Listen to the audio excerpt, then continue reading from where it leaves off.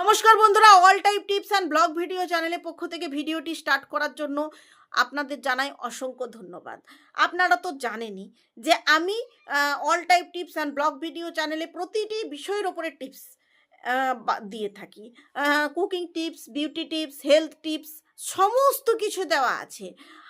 যদি আপনারা চান, ডেসক্রিপশন বক্সে আমি প্লেলিস্ট ক্রিয়েট করে রেখেছি, প্রতিটা বিষয়ের ওপরে কিন্তু টিপস বানিয়ে থাকি। আপনারা যদি সেগুলো চান ভিজিট করতে পারেন।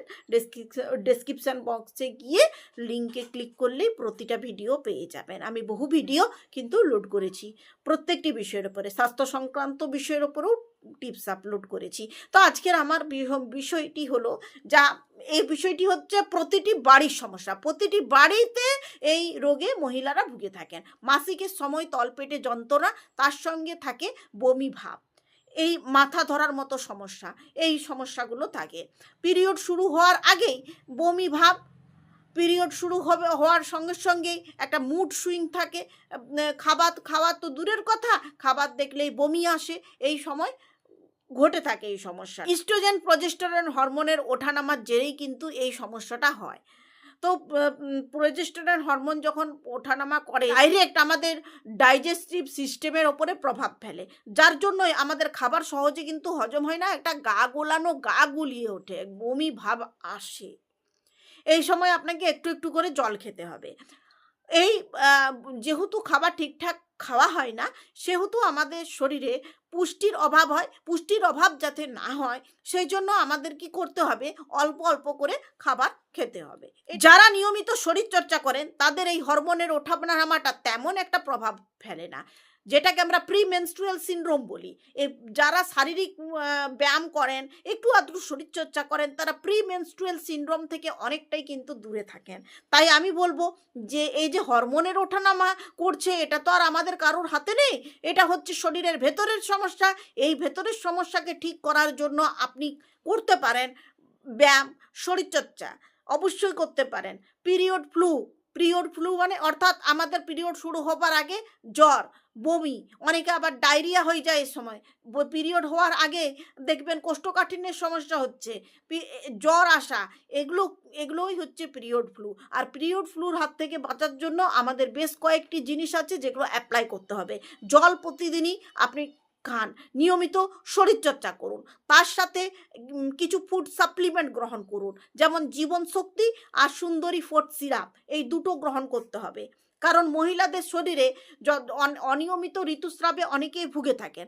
অনিয়মিত ঋতুস্রাবে যারা ভুগছেন তাদের শরীরে দেখবেন যখন মাসিক হয় তখন ভারী ঋতুস্রাব যাচ্ছে, সেই সময় কি রক্ত অল্পতা আসতেই পারে।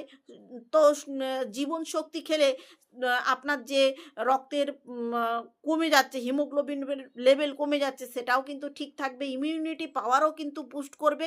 আর তার সঙ্গে সুন্দরী ফোর্ট সিরাপ যদি গ্রহণ করেন, তার সাথে আপনার দেখা যাবে যে শরীরের বিভিন্ন সমস্যা, এই যে বমি ভাব, এই তলপেটে ব্যথা, অনিয়মিত হচ্ছে পিরিয়ড, এগুলো কিন্তু ঠিক হয়ে যাবে। এগুলো কিন্তু ফুড সাপ্লিমেন্ট, এগুলো একটাও কিন্তু কোনো মেডিসিন নয়। যে সমস্ত খাবার আপনারা খাচ্ছেন তার পাশাপাশি ফুড সাপ্লিমেন্ট পুরো বছর খেতে হবে না, 6 মাস অন্তত খাওয়ার চেষ্টা করুন, তাতে করে আপনার শরীর ভালো থাকবে। আর যারা মহিলাদের উদ্দেশ্যে আমি বলছি, প্রতিদিন আপনি সবুজ শাকসবজি খান। যেটা বলতে চাইছি, যারা মেনোপজের পর্যায়ে পৌঁছে গেছেন তারা অবশ্যই শরীরচর্চা করুন, ব্যায়াম করুন, তা হাঁটাহাঁটি করুন। আর কি নিয়মিত আপনারা যেগুলো সবুজ শাকসবজি সেগুলো খান, ভিটামিন সি যুক্ত খাবার গ্রহণ করুন। অনেকের মনে হয়তো এই জিনিসটা আসবে যে আমি তো এত বছর ধরে এগুলো করলাম না, এখন আর করে কি হবে। অবশ্যই আমি বলবো যে এখনই ঠিক টাইম। মেনোপজের সময় অবশ্যই আপনাকে কিন্তু এগুলো গ্রহণ করতে হবে।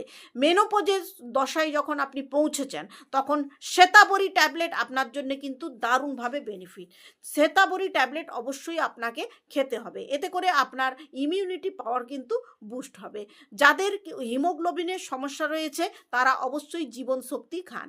এগুলো খেলে কিন্তু শরীরে অনেকখানি ইমিউনিটি পাওয়ারও বুস্ট হবে এবং রক্ত অল্পতার সমস্যা, ব্যথার সমস্যা থেকে অনেকখানি রেহাই পাবেন। আরেকটা কথা আমি বলে রাখি, অনেক নারী আছেন যারা মদ্যপান, ধূমপানে অভ্যস্ত।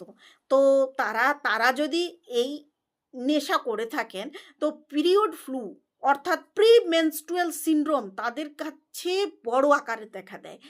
আপনারা এগুলোর থেকে সরে এলে কিন্তু এই সমস্যাটা ঠিক হয়ে যাবে। তা না হলে ভবিষ্যতে কিন্তু বড় কোনো সমস্যারই ইঙ্গিত দেবে। যদি আপনি এগুলো একদমই ছাড়তে পারছেন না, অন্তত পিরিয়ড হওয়ার কিছুদিন আগে এগুলো বন্ধ করে দেন, তাহলে ঠিক হয়ে যাবে। যাই হোক বন্ধুরা, আজকে অনেক টিপস দিলাম, অনেক কিছু বললাম যাদের অনিয়মিত মাসিকে ভুগছেন, পিরিয়ড ফ্লু সম্পর্কে। তো আপনাদের কেমন লাগলো ভিডিওটি? All type tips and blog video চ্যানেলের পক্ষ থেকে ভিডিওটির এন্ড পর্যন্ত থাকার জন্য আপনাদের জানাই অসংখ্য ধন্যবাদ। এরপরে আপনারা কী ধরনের ভিডিও চাইছেন আমাকে অবশ্যই জানাবেন, আমি সেই টপিকের ওপরে ভিডিও বানিয়ে দেব। আজকের ভিডিওটা এই পর্যন্তই রাখলাম। পরের দিন দেখা হবে নতুন কোনো টপিকের সাথে।